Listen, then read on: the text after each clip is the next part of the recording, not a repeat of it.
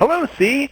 I'm Ray Chase. I am a animator, actually an animation sequence supervisor at Real Effects here in Dallas, Texas, as well as a mentor at Animation Mentor. And I'm going to be taking a look at your winning entry, which congratulations, on the 11-Second Club. And I think what you've done here is fantastic. I took a look at it already and wrote down some notes. And yeah, I think you did a really great job with this. We can just run through it one time, and then we can start talking about it. I'm a vegetarian. You're a what? I don't eat meat. Pork? No. Chickens? No. And what about the sausage? No meat.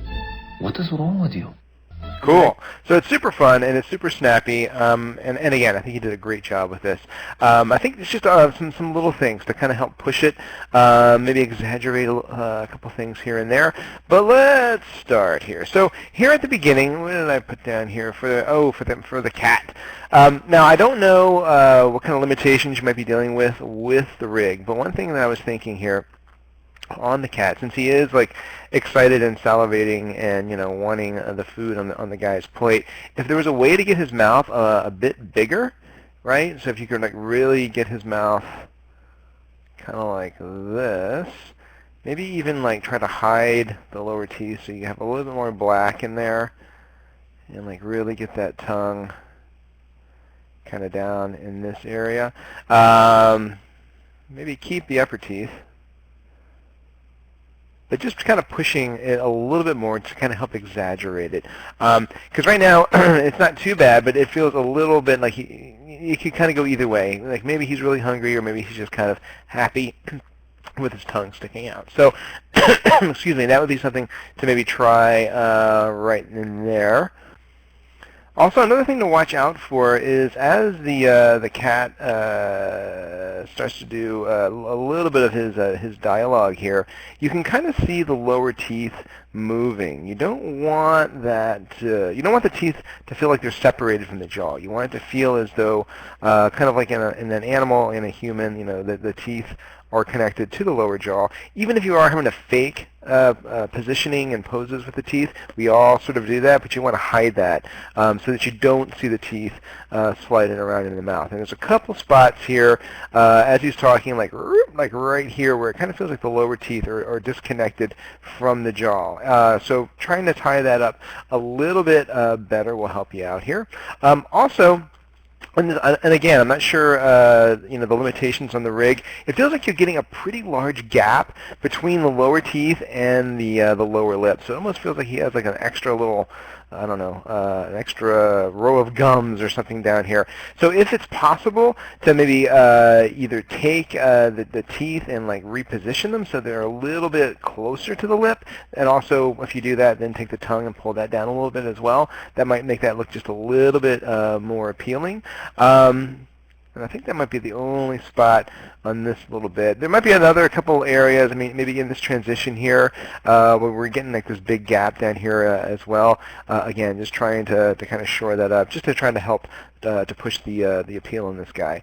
Another thing that you can also try doing, and this would kind of carry over to the shots that follow as well. I was noticing on his fingers, it kind of feels like the finger poses, all the fingers are kind of stacked, kind of similarly together.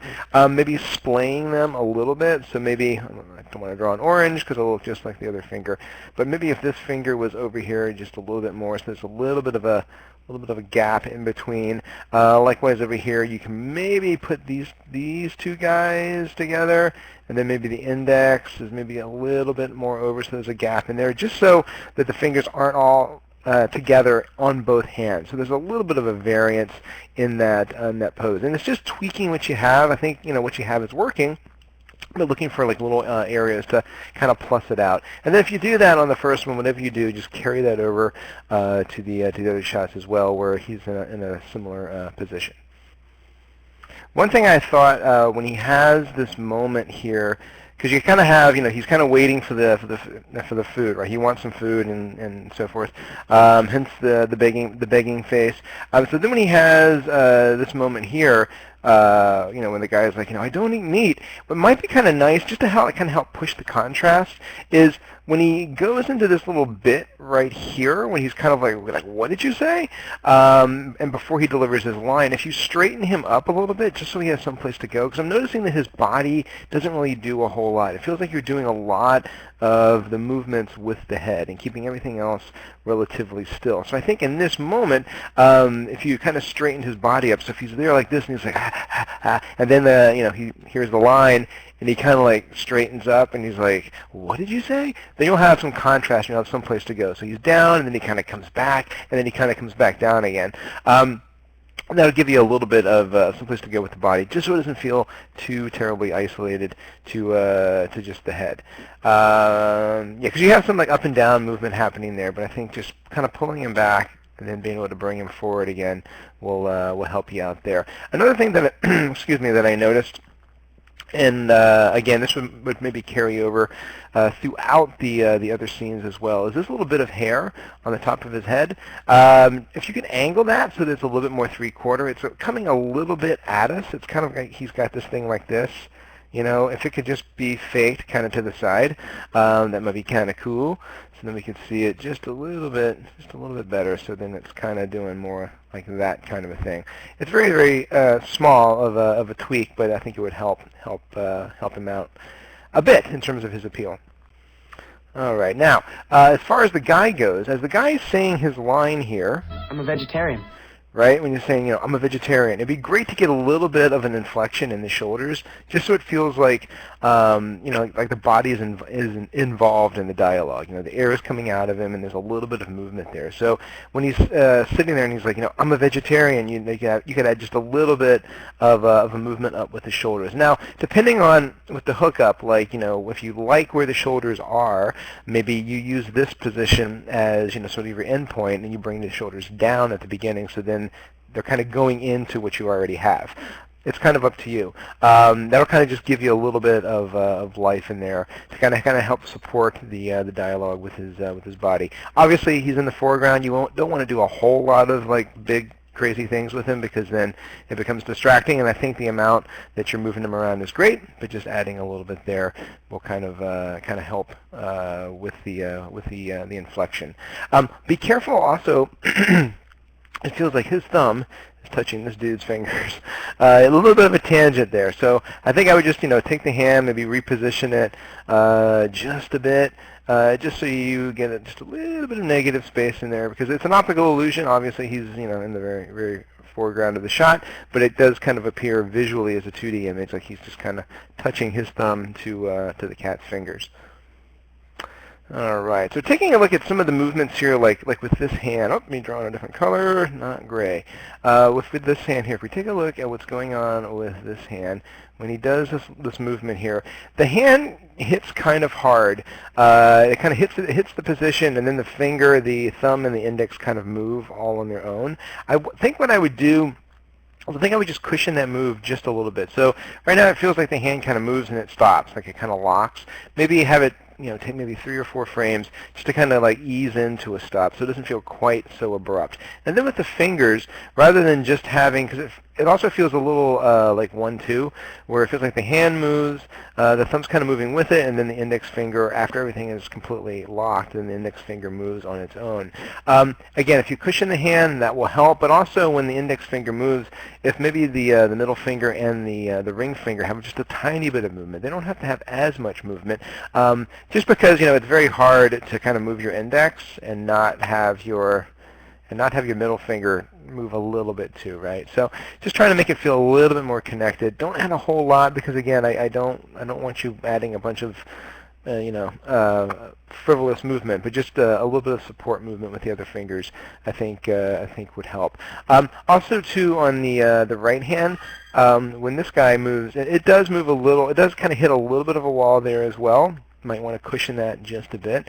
And one tip I had gotten, which I found to be extremely helpful, is in Maya, if you turn on the visual field chart, which ends up, putting like, grid lines on your screen, which looks way better than this, but that's kind of what it does. It puts a grid on the screen, and it makes it really easy or easier to see when things might be hitting walls or might need a little bit more cushioning here and there. Because obviously, when we're not dealing, we were dealing with backgrounds and things like that, it can get kind of hard to see. But if you have an actual grid plane on there, it makes it a little bit easier. So you might give that a try just to kind of check it out. But cool. Well, let's move on to shot number 2, which is this guy here. Okay. Alrighty. So the one thing that kind of hit me right off is when I look at the guy's face, I think you could probably get some more appealing lid shapes that kind of complement a bit more with what the brows are doing. Let me try and find a shape here or a color.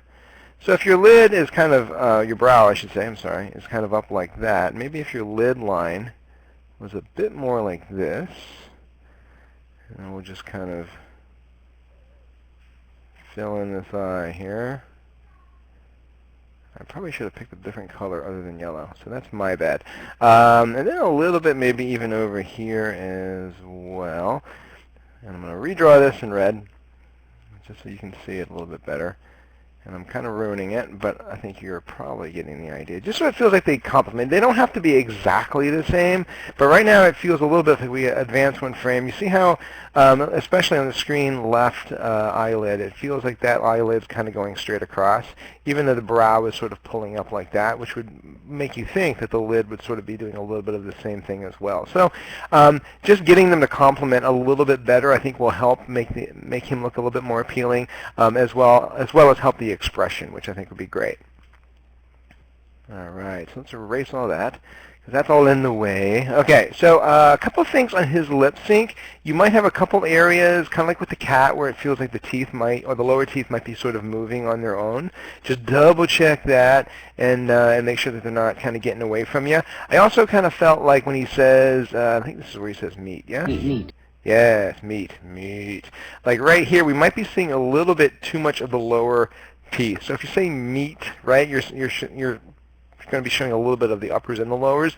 I would just kind of fake the teeth here, maybe pull these guys down a bit here, maybe show a tiny little bit of the uppers if you can, but just not so much of the lowers, because it kind of feels like he's kind of doing that, like he has lots of lower teeth. And I think you could probably do with a little bit less of that. The other thing with the lip sync is just be careful if like on this move here, if you watch the jaw, if you're kind of tracking maybe where his little soul patch is, see how it kind of feels like you're hitting a bit of a wall here, where that jaw kind of goes up. Boop, it stops, and then it just kind of starts to widen. I'd soften that a little bit just so it doesn't feel like the jaw hits and freezes. You might just back off on, maybe this pose just a little bit. Favorite the jaw position in terms of the rotate X a little bit more towards this guy, so it doesn't feel like it hits quite so hard. And then make sure that you do a pass rounding those corners. You kind of want to track the arcs when you do lip sync on the corners, so that you don't want to, or you want to avoid having situations where the corners move straight up or straight in and straight out. You want it to feel as though the corners are sort of rolling in and out of the shapes that they're getting into. And you're pretty close here. I think it's just a matter of going through and just tracking your corners. So if you start tracking, like this guy here, it starts to move in towards the center, which is cool, but then it starts to go up straight. Then it starts shooting across to the right, and it might just be a matter of maybe starting that move out this way, just maybe a frame early, like maybe starting in here, then maybe a little bit more here, and then when you get to that corner, again, don't have it hit really hard. You have to cushion a little bit. It's the same thing with like lids and brow movements. If you have a character and their eyes are closed and then they open their eyes, you don't want those lids to just like hit really hard. They might overshoot and then settle back, or they might just kind of burn into the pose. But you never want them to click into that pose and hit really hard, unless you're animating a robot, and then that's fine. But it's amazing how little times we actually animate robots. You think we would be, but we don't. Cool. So yeah, so just a couple of things to maybe clean up there on the lip sync. But I think that was it for the mouth and the eyes. Oh, one other thing I did think of is if you wanted to, you could try playing with a little bit of jaw swing on the jaw. An analogy I like to use, it's kind of like, when a cow's chewing. When a cow's chewing, not if you how many times you've watched a cow chew, but there's like a circular sort of motion that kind of happens on the mouth as they kind of chew and they kind of do their thing. And I'm not saying that you want that happening in your character, unless you're animating a cow or a robotic cow. But if you get a little bit of that in there, because what I'm noticing here is if you take a look at the chin, a lot of what's going on in the jaw is all happening on the rotate X. Everything's going this way and this way, this way and this way. So if you add a little bit of some Z rotation in there to get just a little bit, because when we talk, we roll our jaw and so forth, and it's not something you will necessarily do all the time, but finding some of those moments, and you might be able to add a little bit in here. You might try and be like, oh, this looks weird, and then obviously tone it down or take it out. But it might be worth just giving it a go and seeing how that feels. One last thing, just noticed it, is the eye dart that you do here. I think could be just a tad bit smaller. I love that you're doing this eye dart, but I think I'd make it just a tad bit smaller, only because he's kind of like saying, I don't eat meat, or I can't remember his line at this moment. Was he saying I don't eat meat? I don't eat meat. Yes, I don't eat meat, and he's like looking at the cat, but then it kind of looks like he darts down to like the cat's mouth. So if you kind of keep the eye dart a little bit more in this area, like he's like looking at his eyes, and he kind of like darts down to like the bottom of his eye, of the cat's eye, or kind of like in this area, not quite so low. Just making it a little bit smaller, but definitely keeping it in there because I think it's working great. And the only other thing I was going to say, I think on this shot, let me check my notes here. Yes, just a couple things on the cat. One thing I'm noticing, and it's kind of tricky because of the camera angle, is there's a little bit of stacking that's going on, and I think a little bit of that is probably okay. But I'm noticing how the silhouette between the guy's hand and the cat is getting a little stacked. If there's a way, and what you might need to do is to take your camera and just pull it back, maybe a field, just to give yourself a little bit more room, and then take Mr. Cat and maybe move him over just a little bit, just to see if it's possible. Is it possible to clear this hand off of his cheek? Because again, in 3D space, I know they're not together, but as a 2D image, it kind of looks like he's like tickling him under the chin. So if that's possible, that would be awesome. And then the other thing that you might try doing is taking his head, the cat's head, and rotating it a little, oops, destroy miscellaneous line. Try rotating it a little bit like this, because what you sort of established in the other shot is that he's kind of like looking up at the guy, right? So right now it kind of feels like if I could see, his eyes, and I know his eyes could be, like right here, and he could be looking at the guy, but it almost feels like he's kind of like looking at him like right there, and that's a horrible line. I do apologize. But if you take and rotate his head up just a bit, so he's a little bit more like this, it might feel as though he's still kind of looking up at the dude. So just doing a little bit of that, and then like I said, just a little bit of some shuffling with the composition. Very, very subtle because I like everything that's going on, just to kind of help pull him off the guy just a little bit. That might be kind of cool. So let's go to your last shot, which I think is the big shot. All right, and we'll do the guy first because I only had one note on the guy. The only note on the guy. Pork? No. Chickens? No. And what about the sausage? No meat. The only note on the guy is the same note that I had on the first one. It'd be nice to have a little bit of the shoulders involved with some of the dialogue. And it's not to say that every time he talks, like, no, he doesn't have to do a whole bunch of shoulder stuff every single time. But maybe finding like one or two spots in there where you can have a little bit of the shoulders involved. Even if it's like before he even speaks, it's like he's taking a breath and like, no, so there's like a little bit of something happening in there. But that's, I think, really it, though, on him. In terms of the cat, here at the beginning, it kind of feels like his eye line is a little low. It feels like the cat, if I took it and drew a line, I'm going to use the line tool this time so it's not a horrible line. It feels like he's looking at the dude's mouth. So I think, maybe take exactly what you have, but try to raise it up a little bit so that it feels a little bit more like his eyes are looking more at the guy's eyes, or closer to it. And I think some of it is because you have the one eye, it's a little buried behind the nose, which is making it a little bit hard to read. So if you take that entire expression and just tap it up a little bit, it will probably make it read a little bit more clearly, which would be nice. All right, so when the cat does this first move right here, it feels a little bit like everything is kind of starting to move at the same time. You have, he's very, very still, and then he kind of starts, he starts doing the antic. Pick something to have move first, and what you might try doing is actually two things. You could have the expression.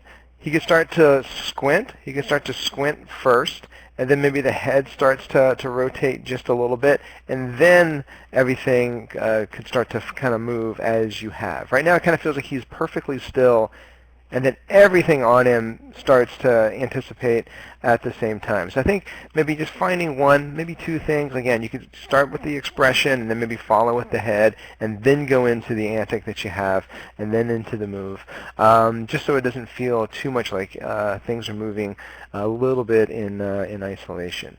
And I think you do that in a couple spots. So that might be something you can maybe think about even in a couple other areas, like right in here maybe.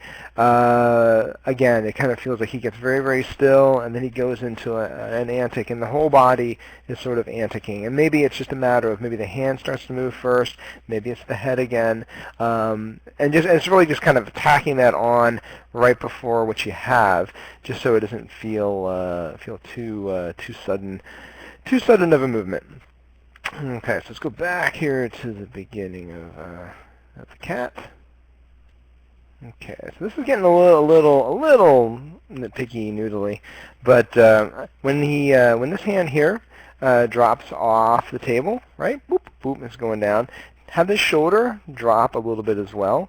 So then, when he does pull the arm back up, you can see the shoulder come back up, and then it can kind of overshoot, and then he can settle into having that hand on his hip. Right now, it kind of feels like the shoulder kind of stays in that position the entire time. It doesn't really feel like it's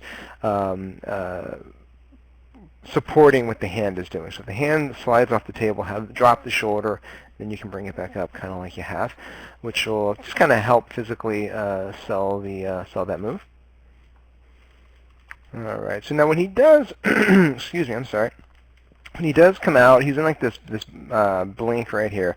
When he does come out of it, it does feel like the eyes sort of open, but the brows don't change. But it might be kind of nice if he is in the compression, and if there is a way to kind of squish this even more. When he does come out of it, have the brows and maybe even the entire eye mask sort of overshoot and then settle back down, just so it doesn't feel like, again, like I was mentioning earlier, like he doesn't open his eyes and they just whoop, click and everything kind of just locks. That will help kind of loosen him up a little bit, give him a little bit of some softness. Another thing I'm noticing, and kind of a similar note to before, again with this gap between his lip and the teeth, if there's any way you can get that to feel a little bit more natural. There's also an illusion here that it almost feels like these are his lower teeth that then kind of slam down. Just make sure that there's no teeth floating in the mouth. Everything is all sort of tied in together with what's happening there. Cool. All right. So we already talked about when he goes into to this move here, kind of breaking that up, have one part, possibly two, moving a little bit first, anticipating a little bit first. Now when he does this move into when he's like what, and he kind of does this kind of thing, it feels like, again, like you're getting a lot of that happening in the head and some in the neck, but it's not really being reflected in the body. So I think this would be an opportunity to get some of that. So if he's kind of like there, then he's like, what? And he kind of does that kind of a thing. You would have a little bit of that kind of compression, a little bit of down movement happening in his body as well. So it feels a little bit more supported, so it doesn't feel like it's all sort of happening in his head. And you could even, when he comes out of it, you could even overshoot just a little bit. You're doing a little bit of that with his head. You could do a little bit with his body as well. So if he's there and he kind of goes down and comes up, he kind of overshoots and then comes back down with the body, which will kind of give him a nice little bit of looseness in there. And again, it won't make it feel like the head's doing all the work. All right, so let's keep going here. Okay, so then we go into the next bit. Okay, and the same thing here. I think just as a global note, like we were talking earlier, it's just anytime he gets ready to move, just having something move. Even and again, it can even be the expression. If he's kind of like looking at him like that, his expression could start to change, and then he goes into his antic, and into the move, just so it doesn't feel like you're coming from complete isolation into sudden motion. Sudden motion. Okay, so here he comes. He's gonna grab the meat off the or the lettuce or what have you. See what you can do. It'd be a little bit of a cheat, but I think it would be nice. This arm here is starting to get a little hidden behind his cheek. It's not feeling too bad here. You can see a little bit of elbow, and you can see a little bit of his arm. Here it would be fantastic if we could see a little bit more elbow. A little bit more of his arm. And then here too, if you could get a little bit of elbow. It's all going to be, kind of stretching him out. Just so that if we track the elbow, we'll be able to see a nice arc on there and it won't be getting completely hidden. At this point, you might try just kind of faking it, just getting that elbow up or that arm up just a tiny little bit so we don't lose it quite so soon. And then by here, I think you're probably going to be okay. Okay.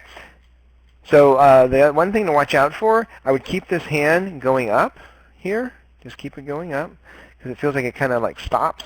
We just kind of overshoot it up and then boom, bring it down. And then the other thing you could try here is you could maybe get the hand a little bit closer, but then take the fingers and bend those little sausages back, kind of like this. We were working on the Looney Tunes shorts back in the day. We were doing all kinds of crazy hand stretches and things like that. But so you can get a little bit of that happening here. So if like this was his hand, right? So this is his hand here. You kind of bend those fingers back. It's almost like tracking, or not pinning necessarily, but kind of tracking where the fingers were, and then you kind of do that with your smear frame to kind of help kind of sell that streak of motion, and then boom, then you're into to the pose that you have here. You could even, if you wanted to get a little wacky and just try some stuff, try overshooting it. Bring the hand a little bit more forward. And if you can scale it up even, might be kind of cool. Make the hand just physically bigger.